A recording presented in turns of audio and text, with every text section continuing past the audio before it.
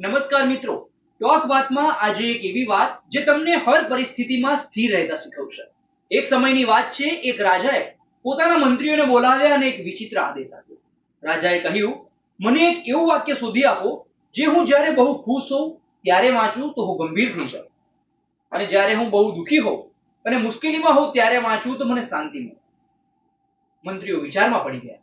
ઘણા દિવસો સુધી મંથન ચાલ્યું અને છેવટે એક જ્ઞાની મંત્રીએ રાજાને એક વીંટી આપી અને રાજાને કહ્યું કે મહારાજ, આ વીંટીના અંદર એક એવું વાક્ય લખેલું છે, પરંતુ શરત એક એવી છે કે જ્યારે તમે અત્યંત સુખમાં હો અથવા તો અસહ્ય દુઃખમાં હો ત્યારે જ તમારે આને ખોલજો. થોડા સમય પછી પડોશી રાજ્યએ આક્રમણ કર્યું. રાજા યુદ્ધ હારી ગયો અને જીવ બચાવવા જંગલમાં ભાગવું પડ્યું. દુશ્મન સૈનિકો રાજાની પાછળ પડ્યા હતા. રાજા એક ગુફામાં છુપાઈ ગયા. હૃદયના ધબકારા વધી ગયા હતા. મોત સામે દેખાતું હતું. એ સમયે રાજાને પેલી વીંટી યાદ આવી.